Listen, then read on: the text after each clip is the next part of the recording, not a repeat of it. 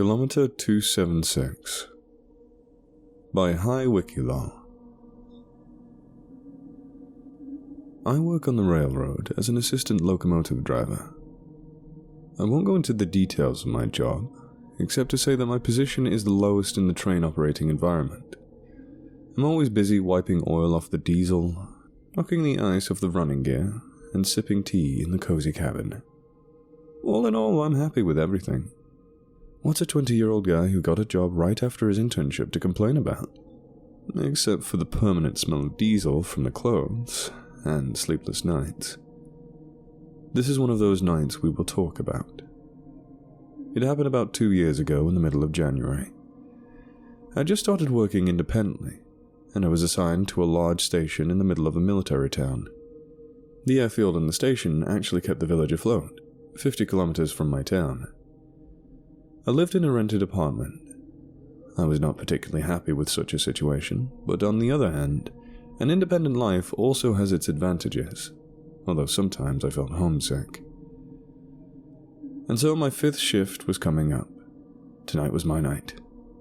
Sitting at my laptop, I looked at the clock. It was 4:02 p.m. I exhaled and thought to myself, here we go. Didn't get any sleep before my shift again. I'll be in a state of boiled beets again. Alright, I'll get it over with. I was distracted from the show I was watching by a phone call. It was Andrei Polic, my driver. A cheerful bald man in his 60s, knew his job and the locomotive like the back of his hand. I picked up the phone. Hello, Polic? Hello, Diamond. Listen, I'm not coming in for my shift today. I had to go into town urgently, so I took the day off. When you get to the depot, go see the supervisor. You'll be paired with another driver for that shift, and then I'll come over and you'll be with me again. His voice was a little different than usual. He was breathing more frequently, occasionally swallowing his saliva, and in general his voice sounded a little on edge or something. Oh, I hear you. I'll come in. Everything okay in there? Jumped off shift unannounced? Had to leave in a hurry? Yeah, I'm fine. My wife asked me to go see her brother. What the fuck are you poking around in other people's business anyway? You ain't getting out of the engine room till that diesel shines. Okay, don't hit me. Have a good trip. Polic hung up without answering anything. I looked at my phone with a disgruntled face and continued watching the show with a sniffle. As time passed, I looked at the weather forecast. -26 with super cool fog. Just super. I got ready and went to work. I went to the supervisor just like I was told, and there I was introduced to the mechanist. Tall, stout guy, 26 years old. As it turned out, he had just graduated and got a job there. Nice to talk to. Has an knack for memes and games. After all the hustle and bustle with instructions and other foreplay, we headed to our car. On the way, he let me know that we were working today at a crumbling plant, an industrial facility that makes crushed rock for the railroad. Well, I expected. Where to send an inexperienced mechanist except to a single track with cars at the end? Just go back and forth, hauling cars, I thought. And it's a good thing Polic left today. Every time we work at the camp, something happens to him. Either he misses a vigilance check, or he exceeds the speed limit. He has no luck here, and I don't want to go back to the boss's carpet. We took the car and got on the road and got to work. Everything was going just fine. The train was going, I was chatting with a colleague and smoking inside the cabin. Polic didn't allow that. And so half of the shift passed. At 1:17 a.m., the long-cherished bunkhouse to service yard came through the loudspeaker of the radio. We had no lunch, not officially, but they gave us a couple of hours for locomotive inspection and maintenance, and how to use this time, everyone decides for himself. We left about midday, about 7 kilometers to the station, and the same amount of time to the train yard. It is comfortable to sleep. No spotlight, and the rumble of the locomotives and other machinery. A single track and dense woodland on both sides. Pulling on the brake, the driver sent me off to inspect the running gear, while he threw his feet up on the console and began to linger on his phone. What a lazy fuck, you could have helped. I thought, and got down from the locomotive. I had a flashlight, a hammer, and mittens with me. I walked around the car in a circle in the deep snow. The undercarriage was fine. I could go back. But the view bewitched me.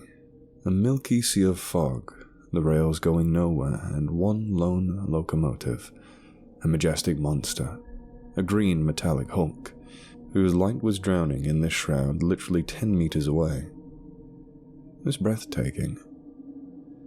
I lit a cigarette, and feeling that half of my thermos of tea was begging to go outside, I decided to go for a pee. Did not take a piss by the car. The driver could look in the mirror, and in general it's not aesthetically pleasing. I walked down the embankment toward the plantings, lighting the way with a flashlight. I didn't want to break in the darkness. As I did my business, I noticed a rusty sign with spots of white paint not far from the thicket of trees.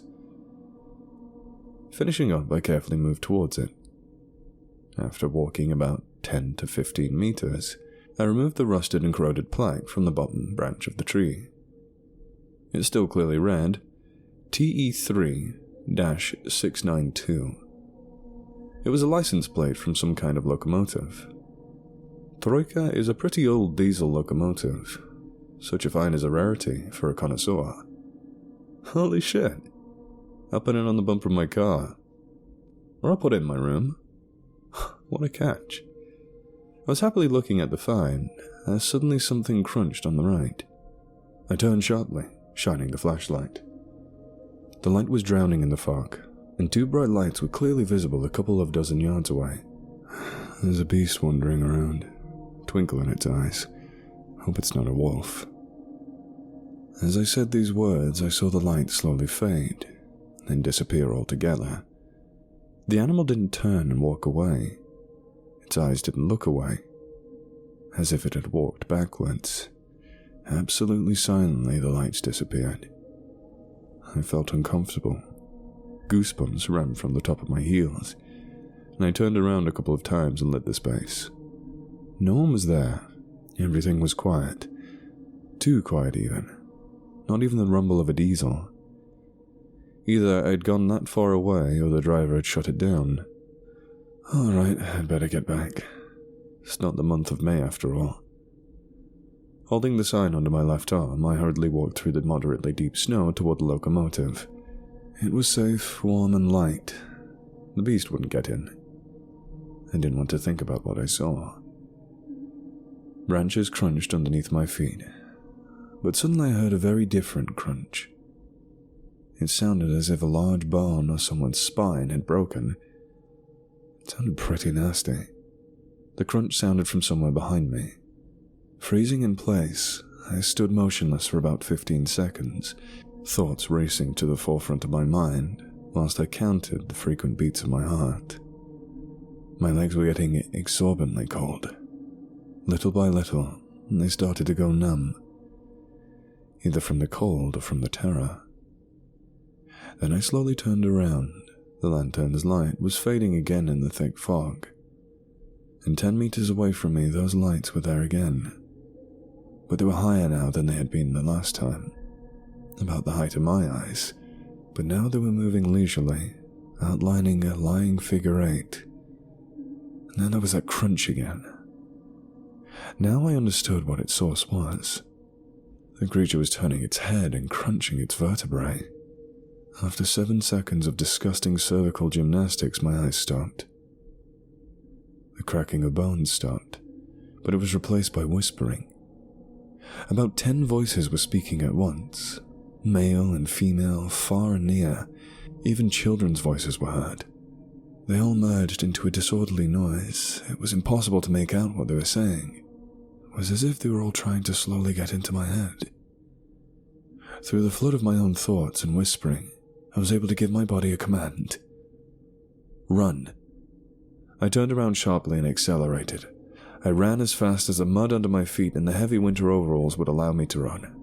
As I ran, I maneuvered between trees and jumped over all kinds of holes and ravines. My legs were carrying me on autopilot, and I was carrying my junk and the cherished plaque. I'm surprised I hadn't thrown it away. It wasn't my fault for all this crap. I was taking it with me. I ran without feeling tired, but I was starting to stress that the journey seemed longer than it had been before. It felt like I'd run about a kilometer, and the trees wouldn't end. After another couple of minutes, I ran into deep snow, and the lane ended. The railway track embankment appeared, and I ran up it like steps, though there was a good slope and gravel which made it slippery. Standing in the middle of the track, I stopped. A faint sense of calm followed. "Okay, where's the locomotive?" I muttered grudgingly. Looking around, I couldn't find my car. Pulling myself together, I assumed I had gone sideways instead of straight, and the locomotive was somewhere further down the track, and because of the fog I couldn't see it, expectedly. Well, I had nothing to do, so I went in the direction of the train depot. The snow was crunching under my feet, and I was walking swiftly towards my only goal, to get to my iron fortress. On the way I began paying attention to my surroundings. The rails are somewhat rusty, the joints are wide. Stopping, I kicked the snow under me a couple of times, and saw that under my feet lies an old rotten wood sleeper. Twisting the toe of my work boot, I broke off a piece of frozen rotten wood. It smelled characteristically of creosote, the substance used to treat wooden sleepers, a classic railroad smell. This is the wrong track. Where am I? Looking around, I saw another sign. It was a kilometer post. On the concrete shaft was a white, in places rusty, angular sign. It had the numbers 276 on it, and on the other half, after the corner, 275. This was definitely not my way. The track to the gully depot was only 15 kilometers, and it's on concrete sleepers. And there are no posts. Looking at the sign and trying to make sense of this crap, I heard a sound I was already familiar with. It was the same crunching of cervical vertebrae. But now it was so close behind me that it felt like it was my spine breaking. But it wasn't. At the same moment, a cold sweat broke out over me. The blood rushed to my temples, and I fumbled with the handle of my hammer in my pocket of my orange vest. As I grabbed the tool and squeezed it, ready to strike, I turned sharply. A meter away from me it stood. I couldn't call it human, but it looked remotely like a woman.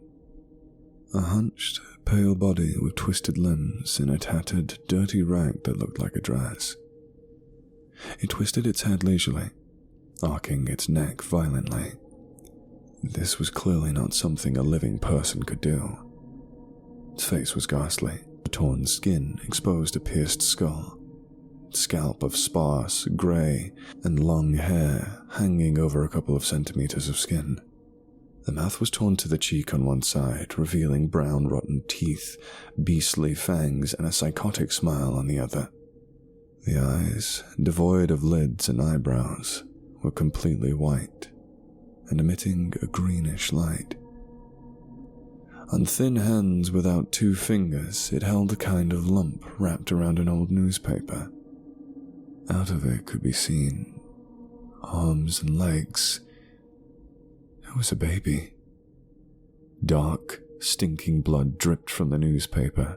What I saw made my muscles cramp up, and the sign from the locomotive fell out of my armpit and crashed onto the rubble with a clang. In the same second, the thing bent its neck down sharply, looking at the sign. When it saw it, it slowly lifted its head and grinned vilely at me, letting out a guttural wheeze. I knew I had to hit her, or she would eat me. I swung my arm back, ready to put all my strength into a punch to crack her skull to mush. But someone had done it for me. A hand with a hammer appeared behind the creature and smacked it justly on the temple.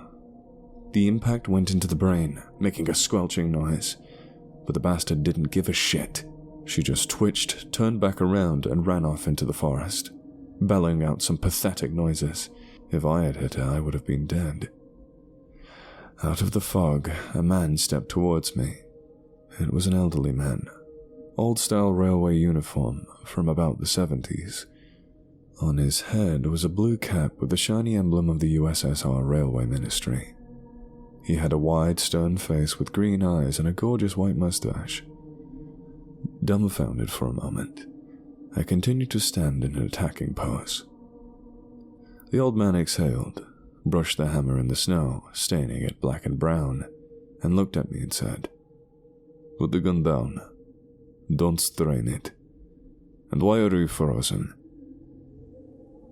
His words sounded like an incantation, and I immediately put my hand down and stood straight in front of him. "Where am I?" I said, swallowing my saliva. "Are you blind? You looked at the post for a minute, and you didn't remember the number," he said kindly, but with a kind of reproach at the same time. "I know it's 276, but there's no such kilometer on this track, and it's the wrong track. I don't know what the locomotive is. And what the fuck was that thing standing in front of me, and what are you babbling like a machine gun? Do believe your eyes. It says 276, so that's the way it is. Where else on the tracks could your car be? On the highway? Follow the track and you'll find it. What do they teach you?" He grinned. "What the hell was that thing standing there? You hit it with a hammer." "The less you know, the better you sleep. Don't worry about it. Go on, driver's waiting," he said and pointed behind me. "Well, alright, we'll see about that later." "Thanks, sir. Take care of yourself," I said, and was about to pick up the sign, but the old man grabbed it first. "It's not okay to steal, though. That's mine. And say hi to Andre. Tell him it's from Igorich," he said with a slight frown on his eyebrows. I pretended to be like, "Okay, boss, whatever," and turned around and went in the right direction. Now, after about 20 seconds, I heard a "Don't turn around" behind me. It sounded like it was a kilometer away from me, even though I had walked 100 meters. After walking about 2 kilometers, I noticed that the rails had become shiny from the toccata and were lying on the iron and concrete sleepers. Then I saw a huge square silhouette ahead. It was my diesel locomotive. The rumble of the diesel charged me with momentum, and I sprinted towards my target. I ran into the locomotive, closed all the exterior doors, climbed into the cab and sat down. Just fell asleep on my desk. The driver woke me up the next morning. We turned in our shift and went home. In the smoking room, the old workers were talking about Palich. They said it was hard for the man. He'd been through so much, and they were sending him to this place on the anniversary of the crash. When they had finished, I caught up with one of the locksmiths and asked him everything I could. He told me that earlier, in the early 60s, there was no way into the wrecking yard. There was a line between the stations, and there was a mechanist's wife. The poor woman went blind and crazy at 32. She took her infant child and went onto the track and threw herself in front of the train. The train was driven by her husband. Since then, there has been a lot of shit going on at Kilometer 276. Traffic lights turning red, radio communications giving out some noise, whispering and baby crying. And in the fog or rain, you can often see some kind of kikimora with glowing eyes. Trains would beat there afterwards, the tracks would collapse. Then the track was dismantled, and another one was laid with a communal base. The men don't like that place. "Does all this have something to do with a certain Jägerich?" I asked, lighting another one. The locksmith looked as if I had found something out that I was not supposed to. He lit up and reluctantly told me that in 1977, this Jägerich was a mechanist. His assistant was Andre Palich.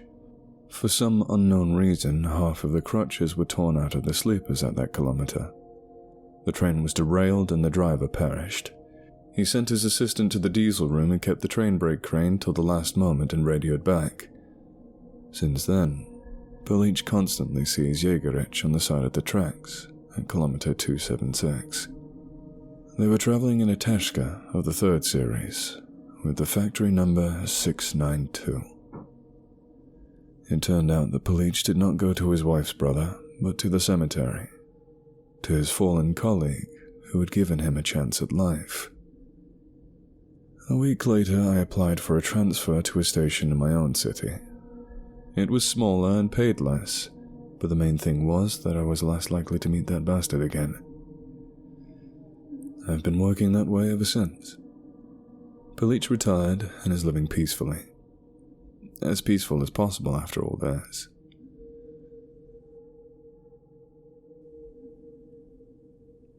Last week, however, I got a telegram. It said they found some inhumanly mutilated bodies of a locomotive crew, and an abandoned locomotive. I will never go back there.